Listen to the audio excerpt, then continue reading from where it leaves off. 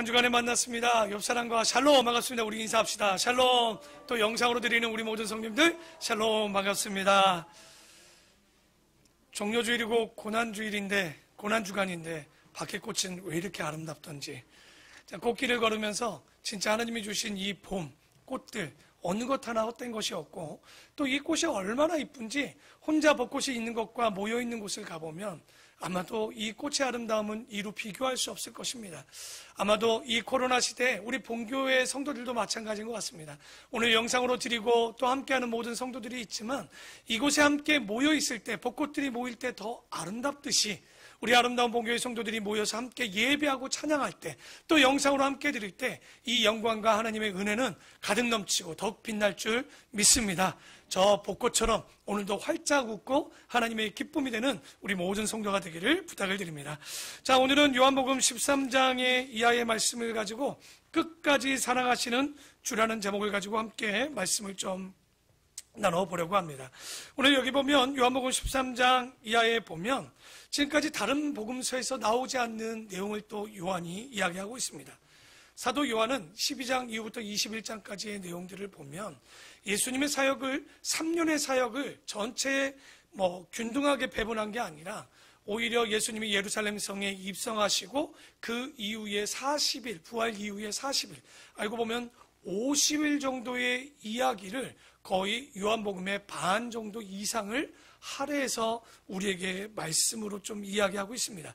그만큼 예수님의 죽으심과 그의 정체와 또 그 죽으심이 우리에게 어떤 의미가 있는지를 이 세밀하고 더 정확하게 관찰해서 주목하게 이야기를 하는데요. 오늘 1절에도 말씀해 보면 이제 마지막 예수님이 십자가에 돌아가시기 전 6월절입니다. 그 6월절 전에 예수께서 자기가 세상을 떠나 아버지께로 돌아가실 때가 이른 줄 아시고 세상에 있는 자기 사람들을 사랑하실 때 어떻게 사랑했다고요? 끝까지 사랑하시는, 오늘 제목이 끝까지 사랑하시는 주님입니다. 요한은요, 예수님이 자기를 사랑했고 이 모든 사람들을 사랑했다는 것에 대해서 굉장히 많은 관심을 갖고 있었습니다. 오죽했으면 많은 신학자들이 요한의 신학을 이야기할 때 무슨 신학이라고 얘기하냐면 사랑의 신학이다, 이렇게 표현할 정도로 굉장히 예수님을 통해서 비춰내는 그 하나님의 사랑을 많이 느끼고 깨달았던 사람이 요한인 것 같아요. 그런데 오늘 1절 후반절에 보면 조금 우리가 생각하는 예수님의 사랑과 우리의 사랑이 다른 것 같아요. 왜냐하면 예수님께서 사랑은 하되 세상에 있는 모든 사람이라고 얘기하지 않습니다. 어떤 사람이라고 표현하고 있나요? 자기 사람이라고 얘기합니다. 그러니까 모든 사람이 아니라 자기 사람을 끝까지 사랑하셨다. 우리는 예전에 하나님, 예수님 그러면 아가페 사랑을 많이 했습니다. 한없는 끝없는 모든 사랑의 끝장, 어떻게 보면 끝판이 우리 예수님이다라고 얘기를 했지만 성경을 보다 보니까 그렇지 않습니다. 예수님도 많은 사람들을 사랑했지만 그 가운데 마음에 들지 않고 미워하는 자들이 있었어요. 그 중에 하나가 니골라당이라는 행위에 있어서 예수님이 뭐라고 하냐면 니골라당, 너의 행위를 내가 미워한다라고 얘기하고, 또 바리새인과 사두개인들을 표현할 때 무슨 자식이라고 얘기합니까? 독사의 자식들이라. 왜? 교만한 사람은 예수님께서 사랑할 수 없었던 거예요. 당연히 예수님은 회개하고 그들이 다 돌아오기를 바라고 계셨습니다. 그러나 이 바라고 원했지만 문제는 그들이 돌아오지 못할 때 그들을 끝까지 사랑할 수가 없었다라고 성경은 얘기하고 있어요. 그래서 우리가 전에도 봤지만 주님은 모든 사람을 사랑한 게 아니라 많은 사람을 위해 피 흘리셨다. 그래서 루터는 이 신학을 뭐라고 하냐면 제한 속죄. 그러니까 모든 사람을 위해서 피 흘리지 않았다는 거예요. 나를 위해 믿고 나를 따르고 나를 위해 회개한 자들만을 위해서 피 흘리셨다라는 거. 그래서 많은 사람을 위해서 피 흘리신 이 사랑을 얘기하고 있는데, 그럴 수밖에 없는 것이 아무리 예수님이 오라고 해도 뭐 하는 사람들이 있습니까? 끝까지 오지 않는 자들이 있어요. 오늘 제목이 뭡니까? 끝까지 사랑하시는 주님. 근데 오늘 보면 영적인 싸움이 두 가지 더 있습니다. 하나는 뭐냐면 끝까지 믿지 않으려고 하는 사람들, 또 하나 끝까지 우리를 미혹하려고 하는 마귀. 이 세 부류가 오늘 정말 주님 앞에 이 영적인 싸움이 오늘 13장에 보면 그냥 보이기는 평평한 아주 그냥 잔잔한 물가 같지만 실제 그 물 속에서는 지금 어마어마한 싸움들이 있습니다. 끝까지 사랑하시려는 건지려는 주님과 끝까지 그것을 피하려고 하는 사람들, 그리고 끝까지 그들을 미혹해서 주님의 자리에서 배교하고 믿지 못하게 하려는 사람들.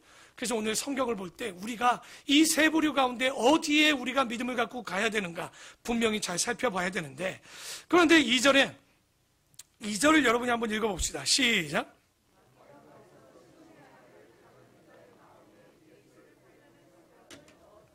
보시오. 1절에 보면 끝까지 사랑한다고 그러는데 바로 마귀가 뭐합니까? 가룟 유다의 마음에 바로 예수를 팔려는 생각을 넣었다라고 얘기합니다. 여러분, 우리 마음에 우리의 생각이 어떤 가치가 있느냐는 바로 우리라고 얘기를 많이 했는데, 여러분의 마음에 지금 뭐가 있습니까? 내 생각입니까? 아니면 성령이 주시는 진리의 말씀입니까? 아니면 남들 때문에 혹은 마귀가 집어넣은 생각을 갖고 있는가? 아마도 마귀가 직접 넣는 생각도 있지만요, 대부분의 생각들은 누구를 통해서 들어오냐면 사람들을 통해서 우리가 가장 약한 부분을 건들게 합니다. 그래서 우리가 시험 들 때 보면 마귀 때문에 시험 들었다고 생각 안 해요. 누구 때문에? 바로 내 이웃과 형제와 사람들 때문이라고 이야기를 많이 합니다. 그러나 잘못 보고 있는 거예요. 그 입을 통해서, 그 마음을 통해서 주는 건 절대 사람이 아니라 마귀가 그의 마음을 힘들게 해서 우리의 마음에 상처를 주게 하는 거죠. 그래서 항상 우리가 신앙생활 할 때 어떤 마음을 갖냐, 내 마음속에 어떤 생각을 품고 있느냐, 여러분 이거 정말 중요합니다. 바로 자기의 생각이 그 사람의 말이고 그 사람의 생각이고 그 사람의 행동을 결정하는 것은 내 마음에 어떤 마음이 있는가. 여러분, 사랑의 마음이 있는데 거짓이 나갑니까? 그럴 일 없어요. 미움이 있기 때문에 거짓과 불평과 원망이 나갈 수밖에 없는 거. 그렇기 때문에 마귀는 우리 마음에 자꾸 침투하려고 하는 거예요. 여러분, 우리가 사람을 미워할 때 보시면 처음부터 맘먹고 미워하고 계획 잡고 미워합니까? 그러지 않아요. 작은 것 하나로 시작합니다. 부부관계가 나빠지고 가족관계 속에서 서로 간의 관계가 나빠질 때 보면, 제가 어저께도 이제 결혼할 우리 자매 형제를 만나고 그 얘기했어요. 사람들이 왜 헤어지는 줄 아느냐? 그거 성격 차이 아니다. 뭐 때문에 그러죠? 치약을 앞에서 짜느냐, 중간에서 짜느냐, 뒤에서 짜느냐 때문에 헤어진다고 얘기해 줬어요. 그게 우스갯소리 같죠? 아니요, 그렇지 않습니다. 진짜 사람들의 많이 헤어짐의 조건들을 보면 아무것도 아닌 걸 가지고 시작해서 그 작은 것의 불씨가 마귀의 불화살을 맞아서 미움과 시기와 질투와 원망과 불평으로 나타나게 돼 있다는 거예요. 절대 우리가 처음부터 그렇게 나쁜 사람은 아니에요. 그러나 작은 마음에 이것을 쫓아내지 못하자 마귀가 내 마음에 불화살을 쏘는 걸 여러분 잊지 마십시오. 마귀는 우리 마음에 어떤 걸 주냐? 절대적으로 건강한 마음 주지 않습니다. 이상한 마음, 그리고 부정적인 마음, 이런 원망의 마음을 줄 때 우리가 해야 되는 건 뭘까요? 정신 차리셔야 돼요. 지금도 믿는 자들 중에 우리가 지금은 신앙이 있는 것 같은데 왜 나가자마자 무너지냐? 제가 새벽 예배 때 묵상에 대한 이야기를 좀 했지요. 그 묵상은 어떤 단어냐면, 정확히 얘기하면 묵상이라는 말은 시편 1편 2절에 나오는 우리가 주야로 주의 말씀을 즐거이 기뻐하고 묵상한다는 말은 뭐냐? 사자가 자기 앞에 먹이가 있어요. 근데 하이에나나 독수리가 올 때 가만히 둡니까? 그거 먹을 것 같으면 어르렁거려서 그걸 쫓지요. 말씀을 지키고 묵상은 이것과 똑같습니다. 오늘 내가 주시는 말씀을 으르렁거리면서 사단이 오지 못하도록, 주변의 사람들이 빼앗지 못하도록 정신 차리고 있지 않으면, 아침에 기도한다고 이 말씀이 남아있던가요? 주일날 온전히 말씀을 들었다고 남아있던가요? 바로 집에 가서 무너지고, 아니, 이 문 밖을 나가는 순간 내가 그리스도인인가 싶을 정도로 우리의 입술과 생각은 바로 부정과 지침과 어려움과 두려움으로 빠지게 되는 거예요. 그래서 우리가 항상 자기를 성찰하고 자기를 뒤돌아보면서 기도가 필요한 것은, 이런 생각이 올 때 기도해야 돼요. 여러분, 새벽 예배 때 제가 앉아서 기도를 1시간 정도 하면 기도가 1시간 내내 잘 될까요? 아니요. 순간 갑자기 이상한 생각이 들어와요. 그러니까 내가 평상시에 생각도 고민도 아닌데 고민이 들어옵니다. 근데 이 고민을 밀어내지 못하면 그 시간에 기도해야 되는데 기도가 안 되는 거예요. 그래서 기도하시는 많은 사람들이 그런 얘기합니다. 내 마음에 자기 잘못된 씨앗이 들어올 때 바로 뽑아야 된다는 거예요. 그걸 뽑아내지 않으면 사단은 이런 뿌리를 내려서 잡초가 돼서 기도하지 못하게 하는 거예요. 그래서 항상 우리 가운데 이런 자기의 성찰. 그래서 마태복 잠언 4장 23절에 이런 얘기를 하죠. 모든 사람이 지킬 만한 것 중에 무릇 지킬 것은 뭐야? 내 마음을 지키라. 왜? 그 안에 생명이 근원이 됩니다.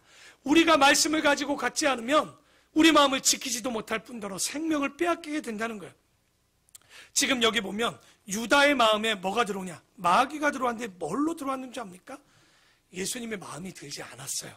우리가 11장, 12장 우리 나사로와 그리고 베다니 마리아에 대한 이야기를 봤죠. 마리아가 저거 몸 파는 여자 중에 예수님 머리에 향유를 뿌리고 그 비싼 300데나리온 거의 3천만 원 되는 향유를 예수님의 발을 씻겨? 근데 그게 뭐야? 머리카락으로 씻겨? 예수님은 또 그걸 그냥 받고 앉았네. 저 300데나리온이라면 가룟 유다 마음에는 이 3천만 원 가지고 가난한 자를 도울 수 있다라고 마음엔 그것도 없으면서 요한은 뭐라고 그랬어요? 저 사람이 저 돈꾀를 만지는 자라고 사도 요한은 알고 있었단 말이에요. 자기가 어떻게 먹으려고 했는데 이미 예수님이 그 아까운 걸 막 쓰고 있죠. 그 몸 파는 여자에게 그런 행동을 하고 있죠. 마리아도 믿고 가만히 있는 예수님은 더 미워. 그러니까 지금 가룟 유다의 마음에 이것이 끝없이 들어오니까 불순한 생각, 순수하지 못한 생각, 미움의 생각이 끊임없이 끊이지도 않고 네버 결코 이것이 끊이지 않도록 계속적으로 들어온다는 거예요. 여러분, 하나가 뚫리면 끝없이 우리 마음에 미움의 이 마음이 폭포수처럼 쏟아집니다. 은혜만 폭포수가 아니에요. 미움도 폭포수처럼 쏟아집니다. 우리가 시골에 가보면요, 어머니들이 밭이나 논이나 이것을 갈 때, 특히 밭을 갈 때 보면요, 여름에 기가 막힙니다. 씨앗을 뿌리면요, 웃긴 건 종자를 키우고 이렇게 키우면 내가 키우는 작물은 안 자라요. 근데 그 옆에 있는 잡초는요, 물도 안 줘도 그렇게 잘 자라. 기가 막혀요. 그래서 매일마다 그 뜨거운 햇빛에 어머니들이 나가서 아버지들이 뭐합니까? 김맵니다. 그거 다 뒤집어서 뿌리까지 뒤집어서 끄집어냅니다. 근데 그게 말처럼 안 돼요. 그래서 시골의 밭 주변에 보면 뭘 키우는 줄 압니까? 잘 모르시는구나. 저희 장모님이 밭을 키울 때 아버님과 맨날 싸우는 거, 콩 좀 키우지 마라, 콩 좀. 그놈의 콩을 어디다 키우냐면 밭 주변에 키우는 거예요. 왜 키우지 말라고 하냐면 저것도 그거 말려 다 쳐가지고 그 일이 얼마나 번거로운지 여러분 해보신 분들은 알 거예요. 근데도 왜 콩을 키우냐? 콩을 키우면 그 줄기가 많아져서요, 그 밑에 잡초의 씨앗들이 자라지를 못합니다. 그래서 보면 숲에도 보면 나무가 빽빽하면요, 그 나무 밑에는 잡초가 없습니다. 똑같습니다. 우리 마음에 진리가 가득 충만하면요, 절대 마귀의 씨앗이 들어오지를 않아요. 여러분, 이처럼 진리가 들어오도록 우리는 빽빽히, 그래서 이거를 뭐라고 얘기합니까? 성령 충만하게, 진리가 충만하게, 믿음이 충만해야지 우리가 절대 잡초가 자라지 않는 거예요. 새가 우리 머리로 다니는 건 막을 수 없습니다. 그러나 새가 우리 머리에 둥지를 트는 것은 막을 수 있습니다.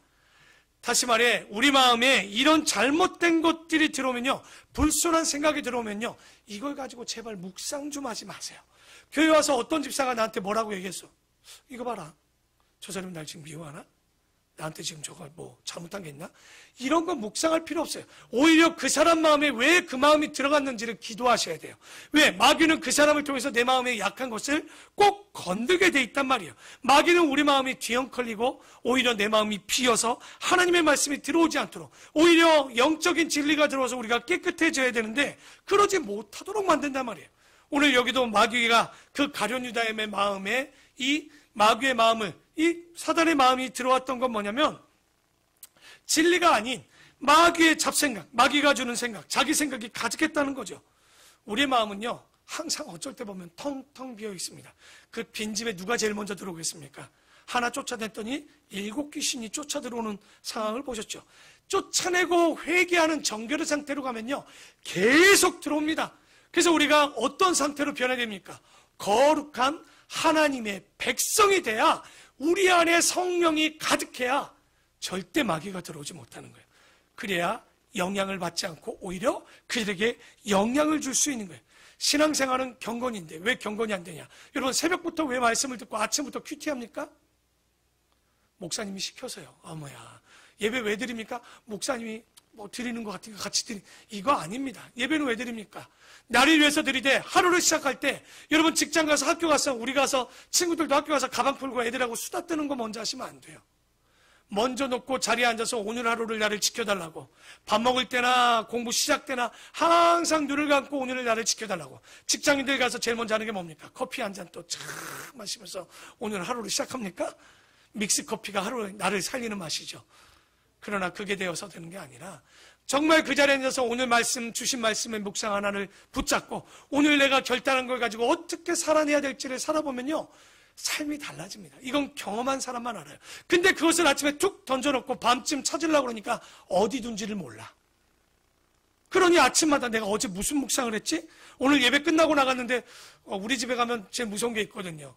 그러니까 우리 집사람이 우리 아이에게 꼭 묻는 게 있어요. 오늘 목사님의 말씀이 뭐였어? 저는 그 시간이 제일 가슴이 떨려요. 이 한마디에 오늘의 분위기가 달라지는 거야. 그래서 맨날 툭 쳐. 오늘 말씀 좀 묵상해라. 집에 가면 분명히 너희 어머니가, 요즘 저희 아들이 팔이 다쳐가지고 기록을 못하니까 머리로 두잖아요. 그때가 제일 위험해요. 차라리 쓰면 괜찮아. 뒀으니 당연히 엄마가 물어보지 않겠니라고 했는데도 귀한 아들은 또 기억하지 않습니다. 그러면 저녁 분위기가 어떻게 될까요? 쏴하죠. 네. 항상 부부간의 갈등이 없습니다. 저희 집은 모자 간의 갈등 때문에 마음이 제가 막 힘들 때가 있는데, 그런데 이게 왜 그런 일이 있을까요? 여러분도 마찬가지인 거예요. 이게 우스갯소리 같지만 여러분도 아침마다 말씀을 받고 집에 갔는데 오늘 뭘 받았지? 예화를 하면 예화는 기억을 해. 근데 말씀은 몰라. 오늘 끝까지 사랑하시는 주님, 하지만 끝까지 믿지 않고 배교하려는 가룟 유다, 그리고 끝까지 우리의 마음을 미혹하려는 마귀. 여러분 이거 잘 보고 계셔야 됩니다. 우리가 경건의 생활은 누가 이 공을 지키느냐예요. 정말 주님 안에 이 공을 지켜야 되는데 마귀가 빼앗거나 내가 발로 꽝 차는 일이 일어나서는 안 되는 거죠. 근데 3절에 이렇게 얘기하죠. 13장 3절에 저녁 먹는 중 예수는 아버지께서 모든 것을 자기 손에 맡기신 것과 또 자기가 하나님께로부터 오셨다가 하나님께로 돌아가실 것을 아시고, 이미 주님은 가실 걸 알았어요. 저녁 잡수시던 자리에서 일어나 겉옷을 벗고 수건을 가져다가 허리에 두르시고 이에 대야에 물을 떠서 제자들의 발을 씻기시고 그 두르신 수건으로 닦기를 시작해요. 예수님이 뭔가 이상한 순서를 했어요. 여러분, 중근동 지방은요, 먼저 집에 가서 식사를 하기 전에 먼저 뭐를 해야 돼요? 손을 씻고 발에 냄새가 나면 발까지 씻고 나서 식사를 해야 됩니다. 근데 지금 4절에도 나오죠. 식사를 하다가 겉옷을 벗으시고 수건과 함께 제자들의 발을 씻겼대요. 왜 그랬을까요? 지금 이렇게 보면, 그러니까 아마도 예수님이 발을 씻기기 전에 누가 물 들어가지 않았어요. 그러니까 그럴 일을 할 이 종들이 없었다는 거죠. 그래서 우리가 이렇게 보면 지금 왜 이런 일이 있는가? 지금 이 수건을 가지고 예수님이 발을 닦는데, 수건은요 엔티온이라는 뜻입니다. 엔티온이 무슨 뜻이냐면 이 엔티온은 바로 앞치마를 뜻합니다.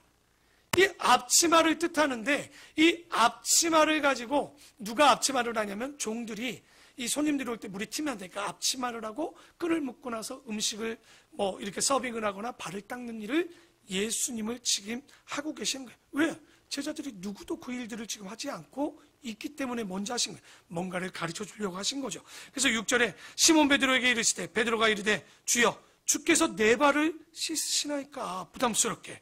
예수께서 대답하여 이르시되 내가 하는 것을 네가 지금 알지 못하나 이후에는 알게 되겠지.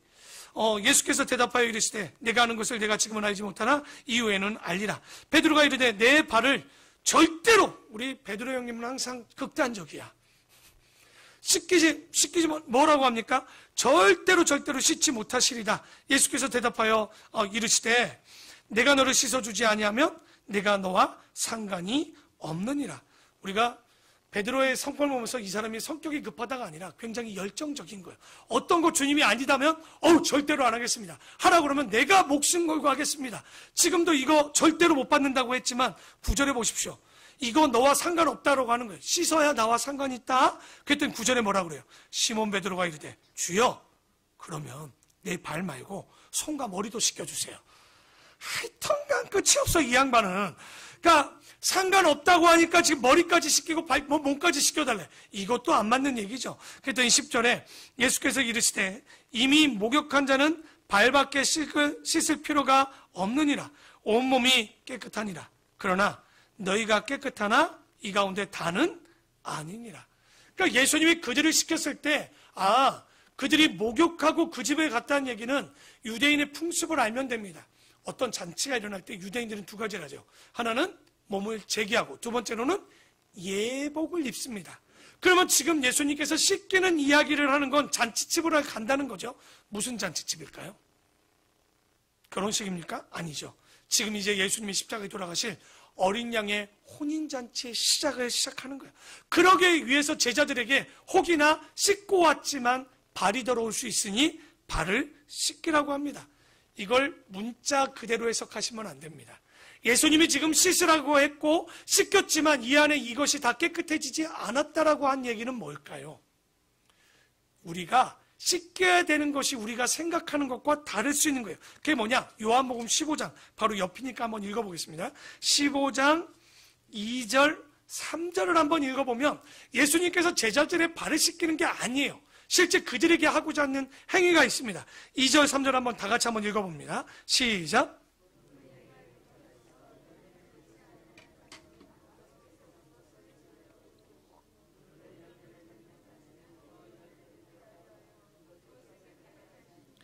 너희는 내가 일러준 말로 이미 깨끗해졌다라고 얘기합니다. 이 얘기는 뭐냐면 너희의 더러워졌던 마음이 지금 뭘로 깨끗해질 수 있다라고 일단 15장에 얘기합니까? 말씀으로 씻겨낸다는 얘기인 거예요. 그러니까 이 목욕은 도대체 무슨 목욕을 말하냐면 3년 동안 제자들과 다니면서 제자들의 마음에 있었던 바리새인과 같은 교만과 사두개인 같은 교만과 이 율법학자들과 같은 이 세상의 정욕적인 마음들을 지금 예수님께서 머리부터 발끝까지 뭐 하시겠다는 거예요? 말씀으로 목욕해야 된다는 거예요. 우리의 육체는 물과 비누로 씻겨내면 됩니다. 그러나 우리의 죄는 절대 물과 비누로 씻길 수가 없는 거예요. 우리를 깨끗게 할 수 있는 건 말씀입니다. 마음이 맑아지고 투명해질 수 있는 건 말씀밖에 없다는 거예요. 우리가 지금 흐려지고 눈앞이 보이지 않고 분별하지 못하는 건 우리 안에 뭐가 들어왔냐? 간단합니다. 우리가 깨끗하지 않을 때 더러워지는 것들 중에 통로가 탐심과 욕심입니다. 제가 항상 이야기하죠. 욕심이 들어오는 세 가지 통로가 있습니다. 그게 뭐죠? 뭐가 되겠다, 하고 싶다, 갖고 싶다라는 통로로 꼭 들어오게 돼 있다는 거예요. 이 3대 욕망이 우리 안에 들어오는데 우리가 이걸 버리지 못하면 절대 몸이 가벼워지지 못해요. 버려야지만 우리가 교회로라도 행복해질 수 있고요. 삶을 살아도 행복해집니다. 여러분 집에 욕심을 갖고 있으면 교회 와도 행복하지 않아요. 내 집은 크지 않거든요. 더 큰 집 가야 되거든요. 주택은 아파트로, 아파트는 더 큰 평수로, 더 큰 평수는 더 큰 평수로. 끝없이 탐심에 들어옵니다.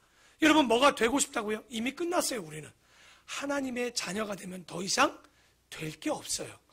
그것만 되면 돼요. 그 다음에는 하나님의 영광을 위해서 되는 거지 내 욕심을 채우기 위해서 뭐가 되는 건 없습니다. 뭘 하겠다고요? 여러분 주님이 시키지 않은 것 하다가 욕심이 들어오는 거예요. 사람의 욕심 어딥니까? 탐심입니다. 그 부자 청년이 마지막 예수님을 따르지 못했던 건 딱 하나죠. 너의 재산을 다 나누어 주고 나를 따르라니까 따르던가요? 2000년째 헤매고 있어요. 그 양반은 돌아오지 못하고 있는 거예요.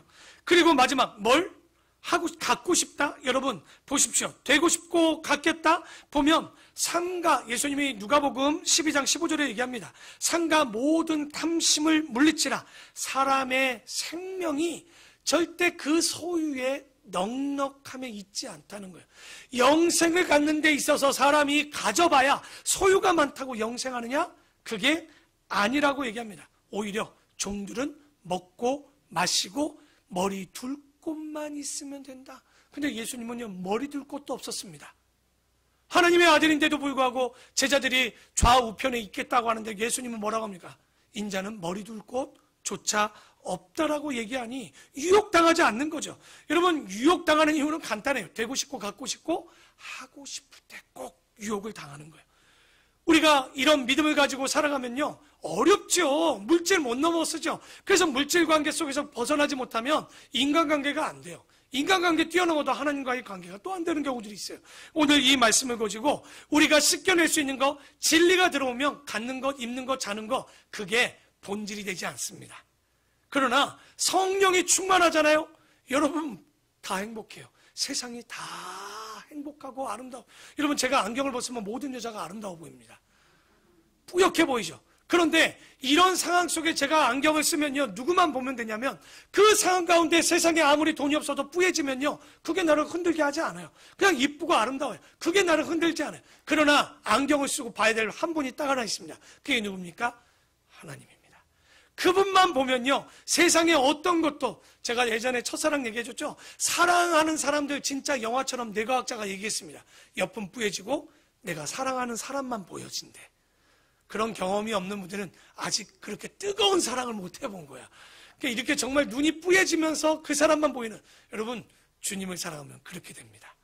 주변은 뿌얘지고 주님만 보이면요, 아무리 옆에서 나에게 쏘아붙여도, 아무리 환경이 나빠도 흔들리지 않습니다.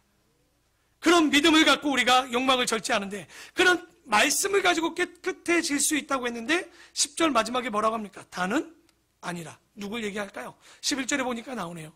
이는 자기를 팔자가 누구이신지 아심이라. 그러므로 다는 깨끗하지 아니하다 하시니라. 가론 유다를 하는 소리를 얘기하죠. 오늘 보면 이 1장부터 11장에는 두 가지 이야기를 예수님이 하고 싶은 거예요. 하나는 어떤 의미를 갖고 있냐면, 제자들이 왜 물을 안 들어갔을까요? 오늘이 이제 예루살렘 입성의 첫날에 이제 시작이 되는 날입니다. 그런데 여러분, 야고보와 요한의 어머니가 어떤 일을 했는지 꼭 기억납니까? 예수님, 메시아가 되고 왕이 되시면 내 아들 하나는 우편에, 하나는 좌편에 이르게 해달라고. 이들이 얘기하는 이 세상을 구원할 메시아가 아니라 이들이 생각하는 건 예루살렘을 구원할 메시아 정도로 생각했기 때문에 누군가 이 자리에서 우편, 좌편이 있을 거라고 생각했단 말이에요. 아시죠? 우리가 밥 먹다가 친구끼리 화장실 잘 안 간다고 그러잖아요. 혹이나 없을 때 내 욕할까 봐. 근데 이 제자들도 지금 이 상황이 온 거예요. 혹이나 내가 물 들어갈 때, 야, 그래, 요한, 네가 내 우편에, 그 야고보 내 좌편, 이럴까봐 눈치 싸움인 거야. 아무도 안 가. 물 뜨러 안 가니까 결국 누가 가서 물을 갖고 온 거야? 예수님이 물을 뜨고 오셔서 그 제자들의 발을 씻기고 있는 거. 근데 이들의 발을 씻기는 게 뭐겠습니까? 교만의 마음들을 씻겨내려고 하고 있는 거예요. 그러니까 지금 그들에게는 아직도 물을 들어가지 않고 교만이 가득할 때 예수님이 결국 그들의 교만을 씻기시는 거죠. 또 하나는 뭡니까? 가룟 유다의 마음에 어떤 마음이 있었어요? 예수를 팔 생각이 있었단 말이에요. 지금 이 시간을 통해서 예수님은 그 마음까지도 씻고 싶었단 말이에요. 그러나 마음대로 되지 않죠. 그랬더니 12절에 그들이 발을 씻으신 후에 옷을 입으시고 다시 앉아 그들에게 이르시되 내가 너희에게 행한 것을 너희가 아느냐? 모르죠. 너희가 나를 선생, 이게 뭐 헬라어로 보면 디다스칼로스, 가르치는 자라고 얘기합니다. 주라, 이 큐리오스라고 많이 들어봤을 겁니다. 우리의 주인, 주라고 얘기하는데 내가 바로 그 선생이고 주님인데, 주인인데 너희들 잘 알지? 내가 주와 또는 선생이 되어 너희의 발을 씻었으니 너희도 그러면 서로 발을 씻어주는 것이 옳지 않느냐? 이 얘기는 뭐냐면 내가 선생이라고 불리는 너희들이 말하는 선생이고 너희들이 말하는 주님, 다시 말해서 너희가 나보다 높지 않고 밑에 있지만 그러나 나는 너희들보다 위에 있지 않고 종처럼 너희의 발을 뭐 하셨다는 거예요? 낮아져서 너희의 발을 씻겨준 걸 너희들이 알고 있느냐? 지금 왜 이 얘기를 했겠습니까? 15절 얘기 때문에 그러죠. 그러니 14절이죠. 내가 주와 또는 선생이 되어 너희 발을 씻었으니 이제 너희도 서로 발을 씻어주는 것이 옳으니라. 내가 너희에게 행한 것 같이 너희도 지금 뭐라고 그랬지? 우편 좌편 웃기고 앉았죠. 지금 예수님은 그거 중요한 거 아니야. 내가 선생이고 주님이지만 낮아져서 너희의 발을 씻긴 것처럼 나병 환자 집에 갔을 때도 시몬은요 발을 씻기지 않았어요. 그때도 누구도 가지 않았어요. 하지만 그럴 때 예수님께서 뭐 하시는 거예요? 그들의 발을 씻기고 있는 무슨 냄새, 발냄새를 씻기는 때 무슨 냄새가 났을까요? 예수님은 그 제자들의 발에 교만의 냄새가 났던 거예요. 서로 올라가라고 머리가 되려고 하는 거. 그러나 예수님은 그들의 냄새의 발이 아니라 그것을 떠넘어서 그들의 교만의 생각과 잘못된 것을 씻겨내어 그들에게 낮아지는 모습을 본이 되어서 보여줬던 거. 후에 이 제자들이 얼마나 부끄러웠을까. 그죠? 예수님이 왜 발을 씻겼는지 깨달았겠죠. 그래서 내가 진실로 진실로 너희에게 이르노니 종이 주인보다 크지 못하고 보냄을 받은 자가 보낸 자보다 크지 못하는 거 다 알고 있지. 너희가 이것을 알고 행하면 그러니까 뭐 하고 있다? 복이 있다. 다시 말해서 내가 너희의 주와 선생이 됐지만 제자들의 발을 씻겼던 것처럼 너희도 나의 제자지만 보냄받은 자 아니냐? 그렇다면 너희들도 오히려 높아지지 말고 오히려 우열 없이, 왜냐하면 제자들이 알고 보면 자기들끼리 굉장히 나이들이 비슷비슷했단 말이에요. 누가 크냐 작냐 맨날 이러고 있었지만 이제는 그게 아니라 서로 섬기는. 여러분, 저희 교회 오면 잘 보셔야 돼요. 제가 우리 유치부 아이들에게 어떻게 인사하는지. 우리 아이들이 운사를 잘 받고 있더라고. 유치부에 보면 안녕하십니까? 그러면 이것들이 꼭 이러고 있는 것 같아. 나만 이렇게 인사를 하고 있지만 왜 제가 그렇게 하겠습니까? 오늘 주님이 가르쳐준 대로 하는 거예요. 왜? 그들이 하나님의 존재 가치가 있는 자라면 하나님과 같은 거예요. 그렇기 때문에 인사하는 거예요. 우리 교회 누가 제일 높습니까? 목사님이요. 이 교회 건강하지 않는 교회예요. 교회는 목사, 권사, 안수, 집사, 장로가 다 있지만 직분이 다른 거지 직위가 있는 게 아니에요. 다만 나이는 분명히 있습니다. 하지만 나이가 많든 적든 우리는 서로 이런 겸손의 마음을 가지고 누구 하나 무시하지 말고 우리가 존중하는, 이 주님이 우리에게 섬김을 보여줬던 것처럼, 이 종료주일에 우리를 위해 십자가에 돌아가셨던 것처럼 그 길을 우리도 걸어가고 있는데 18절에 내가 너희의 모두를 가리켜 말하는 것이 아니니라. 나는 내가 택한 자들이 누구인지 알지. 그러나 택한 자들만 있느냐? 내 떡을 먹는 자가 지금 내게 발꿈치를 들었다 한 시편의 말씀입니다. 41편 9절의 말씀인데 이 말씀을 예수님이 인용하면서 이 성경을 지금 내가 응답하고 응하게 하려 하느니라. 예수님은 구약의 말씀을 가지고 내 말을 듣고 다 겸손하고 배울 것 같지만 그 중에 하나가 뒤꿈치를 들고 나를 배신할 것에 대한 이야기를 합니다. 이 이야기는 시편 41편에 다윗이 정말 좋고 좋았을 때 문제가 없었지만 그가 나이가 들고 힘이 빠지자 주변에 있던 후세, 책사 후세나 아이도백이나 이런 사람들이 누구를 배신했습니까? 다윗을 배신했죠. 누구랑? 그 아들이었던 압살롬, 그리고 아도니아랑 배신했던 장면이 나옵니다.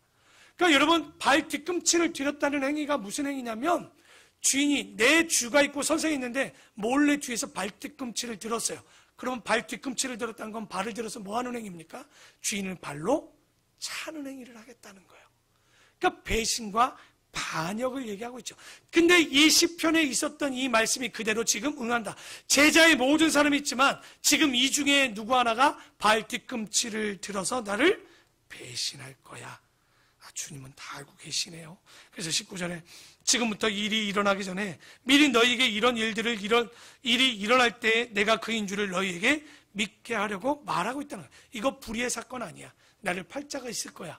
예언되어지고 그대로 내가 메시아지만 너희들이 나를 십자가에 달 것에 대해 시작이 지금부터 시작될 거다. 그래서 내가 진실로 진실로 너희에게 이르노니 내가 보낸 자를 영접하는 자는 그렇기 때문에 나를 영접하는 것이요 나를 영접하는 자는 나를 보내시는 이를 영접하는 것이라. 곧 예수님은 이제 떠납니다. 그러면 예수님이 이제 누구를 보낼까요? 바로 내가 보낸 자, 선지자나 예언자나 이런 자들, 목회자들을 보낼 거니까 이 보낸 자를 영접하는 것은 누구를 영접하는 거? 예수님을 영접하는 것이고, 예수님을 영접한다는 것은 누구를 영접하는 거예요? 그 보내신 자 하나님을 영접하는 것과 똑같으니까 너희들이 섬기고 발을 닦이는 것처럼 겸손히 섬겨라 라고 말씀하고 있죠. 오늘날 그러면 하나님께서 보낸 자들이 있습니다. 그게 누굴까요? 목사도 있고, 요즘 목사를 되게 우습게 생각하죠. 옛날에 목사님 하면 진짜 막 거룩하고 권위 있는데 요즘 목사하면 뭐라고 합니까? 혀차죠. 요즘 목사들 참 안 됐어.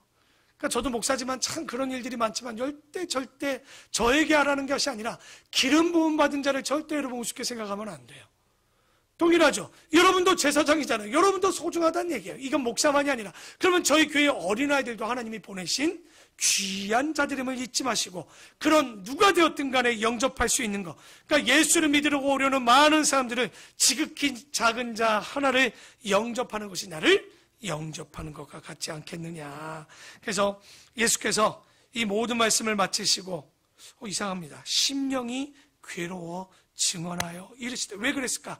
내가 진실로 진실로 너희에게 이르노니 너희 중 하나가 나를 팔 것이다 라고 얘기합니다. 굉장히 예수님이 마음이 동요된 거예요. 왜? 이 중에 나를 팔 자가 있기 때문에. 그리고 이제 내가 팔리면 어떻게 됩니까? 그 죽음의 길을 이제 걸어가야 되기 때문에.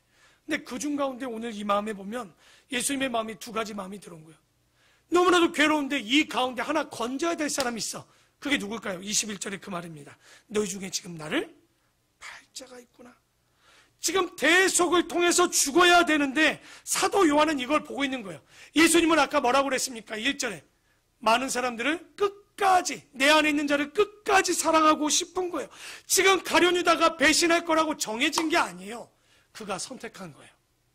알고 보면 가룟 유다가 지금 이 얘기를 했을 때 뭐 하면 됐을까요? 돌아오고 회개하면 된다라고 그랬죠. 그런데 아까 얘기했죠. 끝까지 사랑하실 주님이 있지만 끝까지 안 믿으려는 가룟 유다가 있는 거예요. 이 정도 하면 가룟 유다가 뭐라고 해야 될까요? 아, 나를 얘기하는 건가? 하고 회개를 했어야 되는데 이 자가 끝까지 돌아오지 않고, 예수님은 그가 끝까지 돌아오기를 원하는 마음이 있었는데, 그래서 또 기회를 주려고 해요. 22절에 제자들이 서로 보며 이 말을 누구에 대해서 말씀하시는지 의심하더라. 예수의 제자 중 하나 곧 그가 사랑하시는 자가 예수의 품에 의지하여 누웠는지라. 그럼 여기 예수의 품에 있는 자는 누굴까요? 요한이 지금 이 책을 쓰고 있잖아요. 자기 이름을 얘기 안 하고 있어요. 이거 사도 요한이 예수님께 사랑을 가장 많이 받았다라고 생각합니다. 왜 그러냐? 제자들 중 가장 어린 사람, 제자들 중 가장 일찍 출근해서 마지막에 퇴근하는 사람, 제자들 중에서 가장 예수님의 마음을 잘 아는 사람, 누구죠? 그러니 예수님이 요한을 사랑했겠죠. 그리고 로마 시대 때 밥 먹을 때 마지막 만찬을 보면 여러분 어떻게 돼 있어요? 의자에 앉아서 이렇게 밥 먹고 있죠. 그거 잘못된 그림입니다. 로마인들의 밥상, 그리고 지금 유대인들의 밥상은 로마인들이 배웠던 걸 그대로 합니다. 어떻게 혹시 보셨어요? 영화 중에 보면 살짝 한 팔로 기대고 누워서 음식을 먹는 장면을 보셨죠? 그러면 한 팔을 누워서 이렇게 있으면 내가 누구 품에 들어갈까요? 다음 사람 품에 들어가게 돼 있는 거예요. 예수님 품에 들어가 있다는 거. 죄송한데 유치부에 무선을 쓰고 있을 거예요. 아마 그 무선을 꺼달라고 하셔야 될 것 같습니다. 이게 잠깐만 무선이 지금 여기랑 접촉이 돼서 그런 것 같아요. 그래서 아마도 지금 이 모습을 보면 예수님의 그 품에 누가 있었냐면 요한이 밥 먹고 있는 거예요. 그러니까 이 밥 먹고 있는 이 모습들을 보니까 지금 그 모습 가운데 밥 먹고 있으니까 궁금했던 거죠. 왜? 누가 누구를 팔지? 이때 또 제일 궁금한 사람 한 분 계셔요. 누구겠어요? 그렇죠. 우리 베드로 형님은 항상 바쁩니다. 그래서 시몬 베드로가 이렇게 합니다. 야, 뭐라고 그러냐? 그 누구래? 고개를 까딱 하고 있는 거예요. 그래서 이 시몬 베드로가 머리짓하여 말하되 말씀하신 자가 누구인지 말하라 하니 그가 예수의 가슴에 그대로 의지하여 말하되 주여 누구니까 물어봅니다. 그랬더니 이 질문을 하니까 예수님께서 대답하시되 내가 떡 한 조각을 적셔다 주는 자가 그니라 하시고 곧 한 조각을 적셔서 가롯 시몬의 아들 유다에게 주게 됩니다.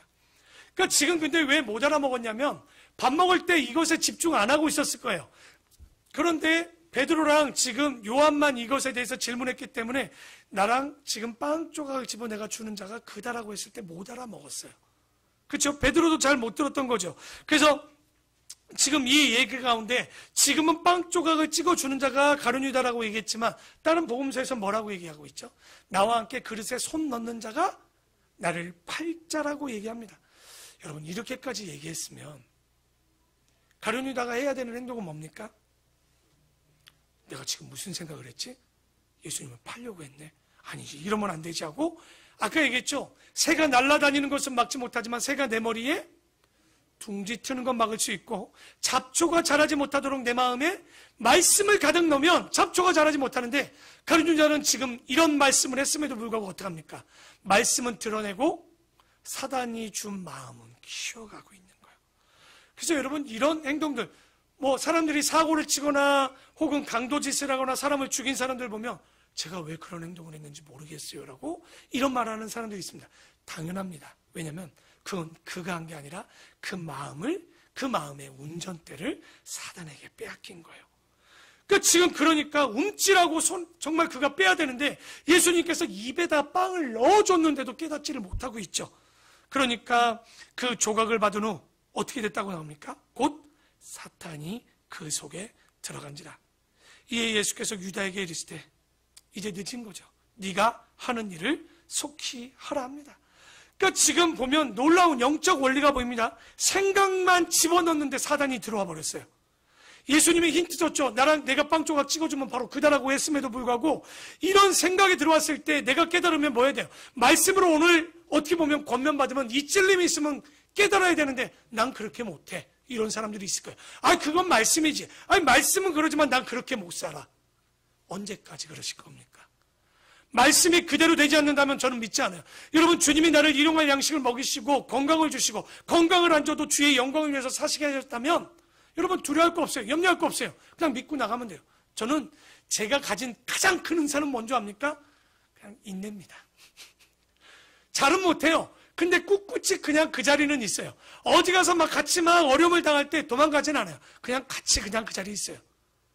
젤렌스키라고 요즘 우크라이나의 대통령을 보면서 나도 딴 건 못하는데 그 자리는 있을 것 같아. 나도 도망가지는 않을 것 같아. 또 그런 것도 못 봐.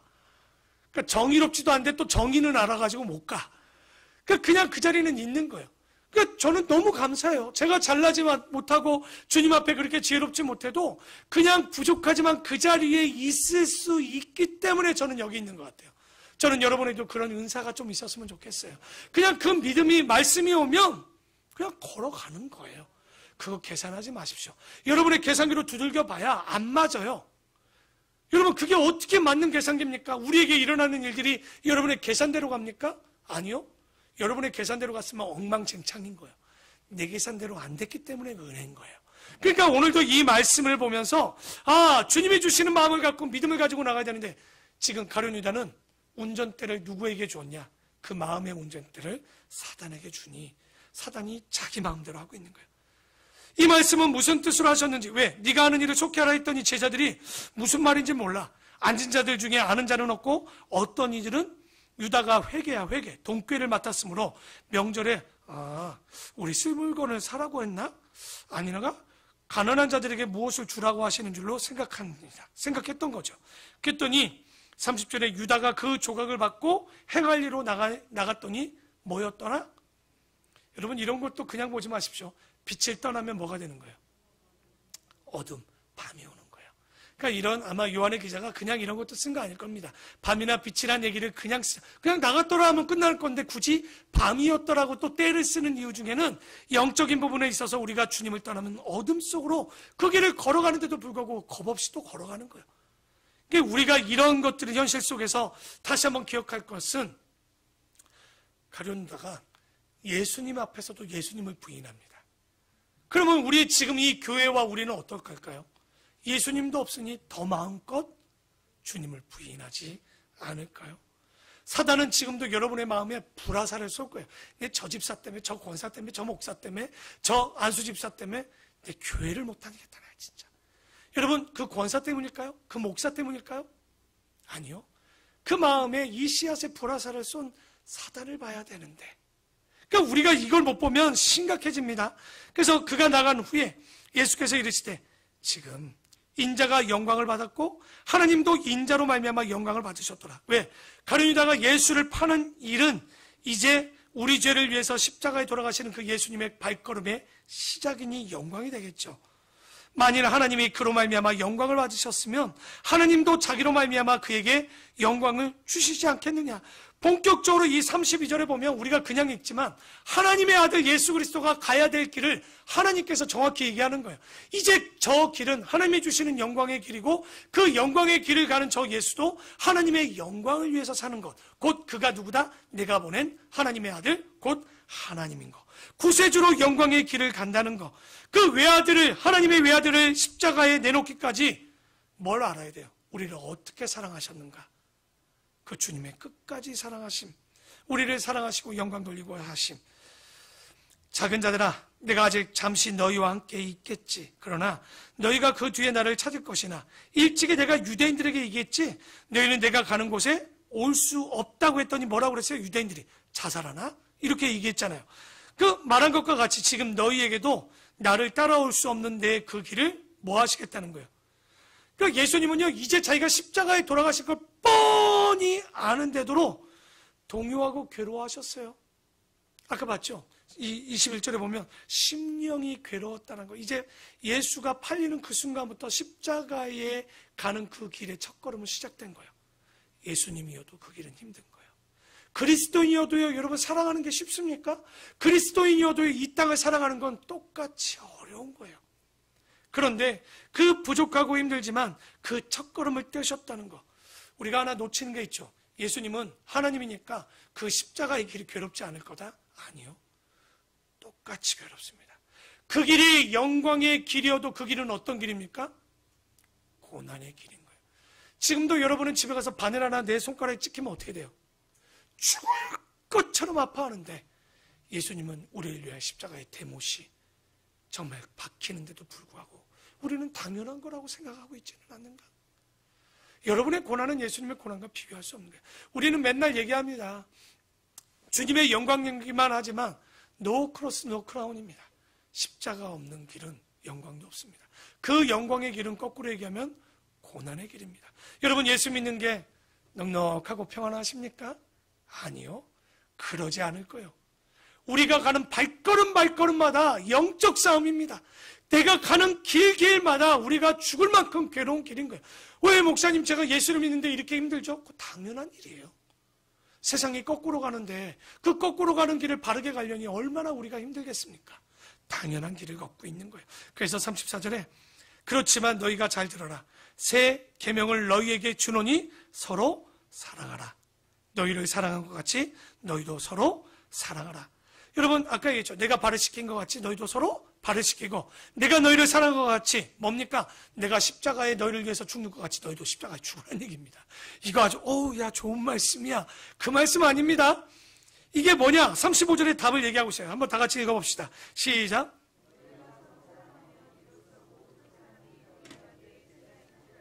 그렇죠. 우리가 예수님의 제자 된대요. 누가복음 9장 23절에 뭐라고 합니까? 너희가 나를 따르려거든 자기를 부인하고 그 십자가를 지는 자가 내 제자라고 얘기합니다. 오늘 이 35절에도 동일하게 얘기합니다. 너희가 서로 사랑하면, 이 사랑은 어떤 사랑? 십자가 사랑. 그 십자가 사랑은 뭐냐? 죽기까지 주님 앞에 순종한 사랑을 가지고 내 이웃을 내 몸과 같이. 왜? 하나님이 나를 마음과 뜻과 힘을 다하여 목숨을 다하여 사랑해 줬다면 너희도 그 길을 똑같이 걸어야 되는 것이 제자의 길이다.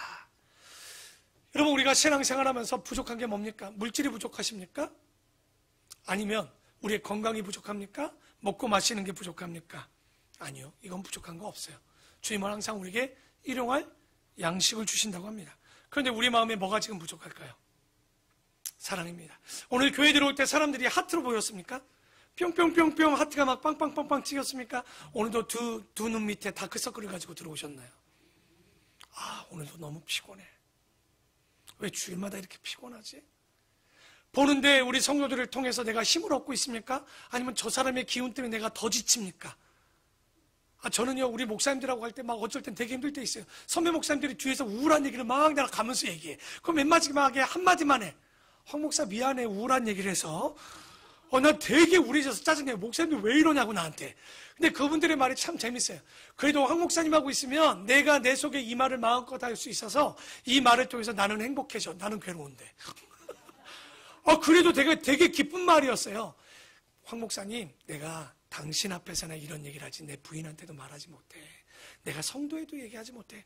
그분들은 나를 통해서 그 에너지를 통해서 얻고자 하는 거고, 나 또한 그분들이 거는 길을 보면서 쉽지 않지만 그래도 나에게 이런 동역자들이 있기 때문에 힘을 얻듯이 오늘 주님이 나에게 준 사랑을 여러분이 지금 뭐 하셔야 되겠습니까? 비춰내셔야 됩니다. 그것을 보여주셔야 돼요. 오늘 끝나고 나면 여러분의 표정을 한번 제가 점검해 볼게요. 정말 벚꽃처럼 빵긋하게 폈는지, 목련이 그렇게 피더니 색깔 발에서 떨어지는 땅에 밟히는 꽃잎처럼 가는지, 내가 그 꽃잎인지 오늘 벚꽃인지 꼭 확인해 볼 거야. 몇몇이 벌써 아주 방긋 웃어져서 너무 행복한데. 왜냐하면 그럴 수밖에 없는 거예요. 주님의 사랑을 받았는데 얼마나 행복할까. 그랬더니 36절에 얘기합니다. 시몬 베드로가 이르되 또 뜨거워졌어요. 주여, 어디로 가십니까? 예수께서 대답하시되 내가 가는 곳에 내가 지금 따라올 수 없으니 후에는 따라오리라. 이 후에는 알리라 했는데 후에는 따라오리라. 이해를 못합니다. 그랬더니 베드로가 또 뜨겁죠. 이르되 주여, 내가 지금은 어찌하여 따라갈 수 없나이까? 나는 주를 위하여 내 목숨까지 버리겠나이다. 나랑 씻지 않으면 나랑 관계없다. 주님 머리도, 주님 내 몸도 씻겨주십시오. 아, 참, 여러분, 의지일까요? 감정일까요? 이건 의지가 아니고 감정입니다. 아, 저는 베드로 나쁘게 보지 않아요. 너무나도 좋은 분이에요. 그런데 이 감정을 조심해야 되는 건, 감정은 이성이 없이 감정만 있을 땐 실수해서 사람에게 상처를 줍니다. 그래서 남녀의 특성입니다. 특성이라고 그랬습니다. 여자가 그렇다가 아니라 여자들의 특성은 감정적이에요, 이성적이에요? 네, 감정적이죠. 그래서 여자랑 싸우면 끝납니다. 절대 여자랑은 싸우는 것이 아닙니다. 왜냐면 여자들하고 남자들하고 싸워서 막 이 처가 시댁 가서 싸우면요, 내가 다시는 이 집 구석에 오나 봐라. 발도 안 들일 거라. 남자들이 그래요? 여자들이 그래요? 집에서 아마 경험들 다 해봤을 거예요. 예. 그런데 이런 마음에 속으면 안 되는 거예요. 그러니까 감정이 상하면 잘 풀리잖아요. 특히 아름다운 본교는 싸우면 안 되는 이유가 있어요. 일단 교회 안에 서로 안 볼 수 있는 기둥이 없어. 두 번째는 또 뭐냐? 문이 하나야. 아무리 피하려도 저 인간을 꼭 마무리하고 가야 돼. 아마 우리 교회가 저기 문 하나 있으면 교회가 더 많이 늘어날 수도 있어. 왼수를 보더라도 말씀은 듣고 싶은데 저 왼수 안 볼 길이 없잖아, 우리 교회가. 그래서 우리가 잘 알아야 되는 건, 절대 여자들은 서로 뭐 하지 말라? 왜? 감정으로 건든 칼은요, 굉장히 날카롭습니다. 그래서 교회 안에, 그래서 우리가 오늘 말씀했잖아요. 그가 감정으로 건들 때 그가 아니라 누구를 보라고 해요? 그 뒤에 있는 마귀를 봐야 돼요. 오히려 긍휼해야 돼. 저 사람이 그 사람의 도구가 되면 안 되는데. 오늘 이 말씀을 보면서 지금 이 38절까지 보고 마무리하죠. 38절 읽어보겠습니다. 다 같이 한번 읽어볼까요? 시작.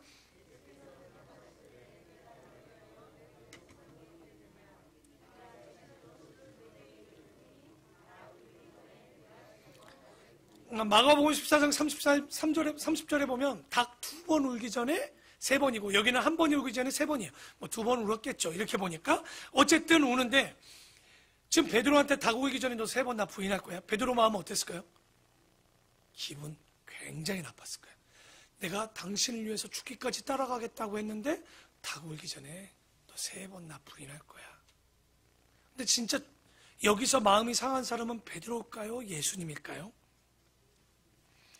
베드로의 마음이 씩씩거려도 베드로가 3번 부인할 걸 아는 건 주님입니다. 그가 내 앞에서 목숨을 내놓겠다고 했지만 오히려 실망스러운 건 예수님이에요.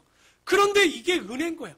여러분, 주님이 우리가 예배드리겠다고 이 자리에 앉아있지만 주님은 다 알아요. 우리가 어떤 사람인지. 이 자리에 올 수도 없는 사람임에도 불구하고, 배신할 수도 있음에도 불구하고 주님은 그런 우리를 죽기까지 사랑하셨고, 알지만 택해 주셨고, 불러주셨고, 그래서 예수님을 보내해 주셨단 말이에요. 그러니까 모르고 택한 거 아니에요. 여러분이 그럴 줄 다 알고도 택해 주셨다는 거. 그래서 예수님도 얘기하지 않습니까? 이 믿음을 얘기할 때, 연약할 때, 죄인 되었을 때, 우리가 원수 되었을 때 뭐라고 합니까? 우리를 위해서 독생자를 보내주셔서 십자가에 돌아가시게 하신 사건은 그 사랑을 확증하는 주님의 사랑이 확증되었다라고 얘기합니다. 종료주일입니다. 고난주간입니다. 부활주일입니다. 뒤돌아보면 누가 이 자리에 예배드릴 만한 사람입니까? 누가 예수님의 말씀을 전할 수 있는, 제가 이 자리에 어떻게 쓸 수 있습니까? 여러분이 어떻게 이 자리에 앉아 있을 수 있습니까? 아니요. 저는 정말 제가 겸손해서가 아니에요. 제 실력이나 마음이나 믿음을 보면 이 자리에 올라오면 안 돼요. 그러나 그럼에도 불구하고 주님이 이 자리를 세워주셨기 때문에 저는 순종할 수밖에 없는 거예요. 언제나 주님이 이 자리를 떠나라면 저는 떠날 거예요. 왜냐하면 이 자리가 너무 힘들고 괴로운 자리예요. 그러나 믿어주시고 세워주신 거예요.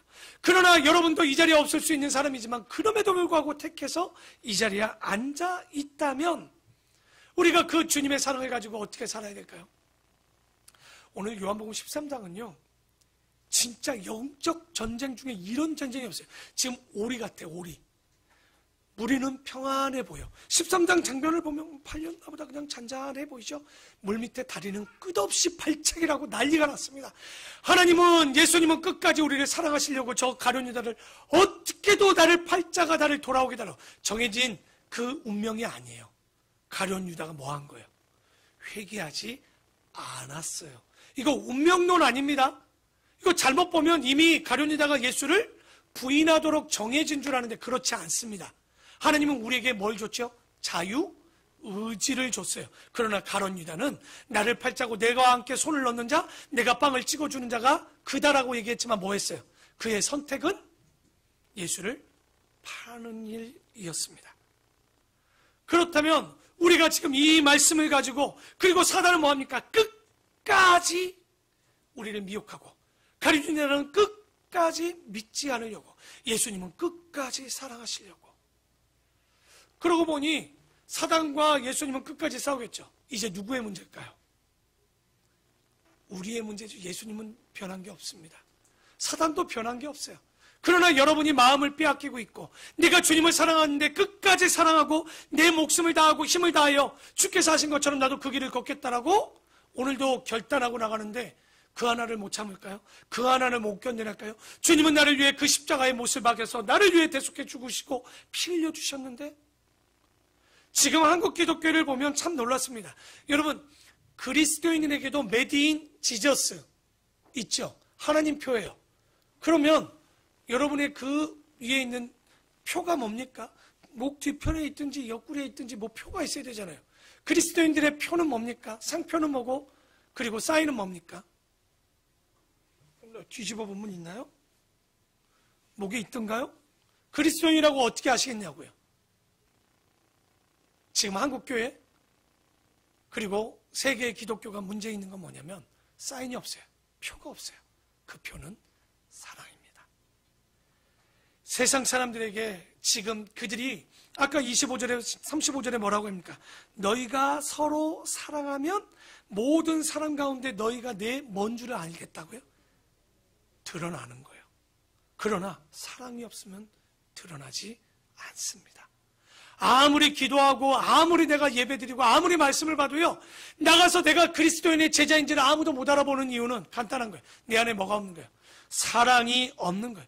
여러분, 로마 10대 박해 때, 특히 박해 시대 때 그들이 당하는 고난은요, 예수를 부인하지 않는 고난을 가지고 로마 원형 경기장에 끌려옵니다.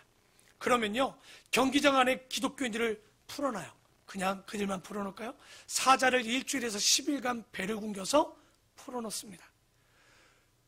영화가 아닙니다. 실제 사자가 풀려나면 그 맹수들이 풀려나서 그 먹고 싶은 사람들 하나씩 잡아서 와그닥 와그닥 뼈까지 씹어가는 거예요. 그 모습을 기뻐하면서 로마인들은 박수칩니다. 그런데 이상한 일들이 벌어졌어요.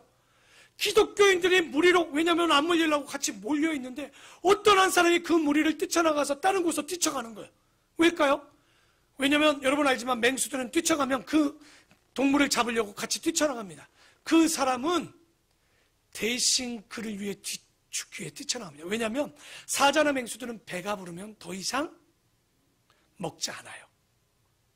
그리스도인들이 남아있는 자들을 위해서, 그들을 사랑함을 통해서 대신 먼저 죽는 거예요.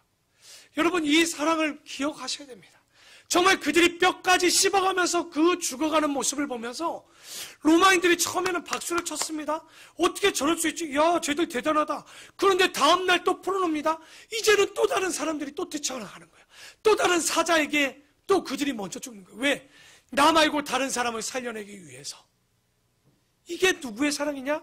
우리를 위해 십자가에 돌아가신 그리스도의 사랑이었다는 거예요. 여러분, 기독교인들이 로마 안에서 얼마나 기독교인들이 몇 명 되는지 살펴봤더니 정확치는 않지만 3%밖에 되지 않았어요. 그런데 로마 안에 기독교가 그 3%가 로마를 변화시켜서 기독교 나라로 바꿔놓습니다. 그 이유가 뭐겠습니까? 도대체 저들이 믿는 하나님은 누구고 저들이 믿는 예수가 누구기에 저들이 그 예수를 위해서 서로를 사랑한다라고, 우리는 사랑한다고 사랑하는데 정욕적인 사랑만 했던 우리의 모습이 아닌 서로를 사랑하는 모습에 누구를 봤냐면 예수님을 보게 된 거예요. 그래서 그들이 놀라운 일은 그 원형 경기장 가까이 있는 사람들은 로마의 귀족입니다. 근데 그들이요, 자기 자녀들이, 남자들이 자기 아들들이 결혼할 때 누구를 데려오냐면 크리스찬들을 데려와요. 근데 이때 크리스찬들은 종 아니면 노예입니다. 그런데 자기 집에 며느리를 그리스도인으로 삼는 이유는 그때가 성적으로 어마어마하게 타락해서, 그때 얘기했죠. 로마인들은 애를 낳고도 점검해 본대요. 그 남편이 이거 내 애 아니야 그러면 애를 버릴 수 있도록 법적으로 허락합니다. 그게 왜냐면 여자나 남자가 얼마나 성적으로 타락한지, 낳는데 내 자식인지 아닌지가 낳는데 안 닮는 거야, 아이들이. 그래서 로마의 황제들 보면요, 자기 자식에게 왕위를 주지 않습니다. 누구에게 주죠? 양자에게 넘깁니다. 그 이유가 여러 가지 의미가 있겠지만 그 중에 하나가 이런 거예요. 저 여자가 낳은 아이가 내 아이가 아닐 수도 있는 거예요. 그만큼 타락했던 거예요. 그런데 이 가운데 기독교인들은 그 믿음을 가지고 그 집에 시집에 가서 남편은 안 돼. 하지만 자녀들을 믿음으로 사랑으로 키웠을 때 이 로마가 기독교로 바뀔 수 있게 되었다는 거죠. 여러분, 하나님의 사랑의 감정은요, 감정을 또 이루고야 옵니다. 그러나 지금 우리는 어떻게 살아가고 있습니까? 주님은 신명기 6장 4, 5절에 마음을 다하고 뜻을 다하고 힘을 다하여 내 하나님 여호와를 사랑하라. 내가 너희를 죽기까지 사랑한 것 같이 너희도 서로 사랑하라고 합니다. 전도하셔야 되죠. 부활절에 전도하고 우리가 전도할 때 어떻게 전도할까요? 목사님, 제가 뭘 얘기해도 안 오네요. 말을 잘해도 안 오죠. 전도는 사랑입니다. 그 사랑은 신방이겠죠. 오늘 이 말씀을 붙잡고 우리 마음에 진짜 귀결해야 되는 것은 끝까지 사랑해줘서 나갔던 그 사랑을 받았던 그 많은 그리스도인들이 죽기까지 그 사랑을 위해서 보여준 사랑을 이제는 우리도 그 길을 따르려고 합니다. 종려주일입니다. 주님께서 그 호산나 다윗의 왕이요, 정말 그 외쳤던 그 길은 곧 십자가에 돌아가야 되는 길이었건만 그럼에도 불구하고 그 죽음의 길을 우리를 위해 대속하기 위해 피 흘리셨던 것처럼 이제 우리도 누구를 위하여 어떻게 그 길을 따르겠습니까? 여러분, 이 사랑의 마음을 가지고 마귀에게 마음을 빼앗기지 마십시오. 흔들리지 마십시오. 그 들어왔던 마음이 자라지 않도록 항상 하나님의 사랑의 마음, 이제 근데 그 마음을 가슴에 두는 게 아니라 주님이 주신 그 마음을, 여러분, 코로나에게 배울 게 하나 있죠. 전염력입니다. 하루 만에 20만 명씩 전염됩니다. 근데 기독교는 우리 교회가 1년에 몇 명이나 전도할 것 같아요? 전염력이 없어요. 한 명을 전도합니까? 10명을 전도합니까? 그저 그냥 내가 좋대, 이 안에 있는 게, 그러다 죽는 거예요. 하나도 남김없는, 여러분, 비석에 뭘 쓰겠습니까? 이제 그리스도인의 사랑을 남기십시다. 이 사랑을 끝까지 사랑해 주셨던 그 주님이 우리의 사랑이 되기를, 우리가 함께 나가기를 원합니다. 그 믿음을 가지고 단단히 가지고 나갈 수 있는 우리 귀한 성도들이 되기를 축원합니다. 우리 함께 이 시간 찬양하며 우리 기도하기를 원합니다. 진짜 동일한 은혜가 있기를 원합니다. 정말, 그리고 오늘 기도할 때 이 사랑이 있기를 원하는 기도와 함께 또 하나는 이 사랑을 전할 수 있는 복음을 전해야 되는 자들, 오늘 말씀처럼 그리스도인들이 그리스도인들을 위해서 죽었던 그 사랑처럼 그 사랑으로 한 영혼을, 그 하나의 미랄이 썩어 30배, 60배, 100배의 열매를 맺는 우리가 되게 해달라고 우리 함께 찬양하고 기도하기를 원합니다.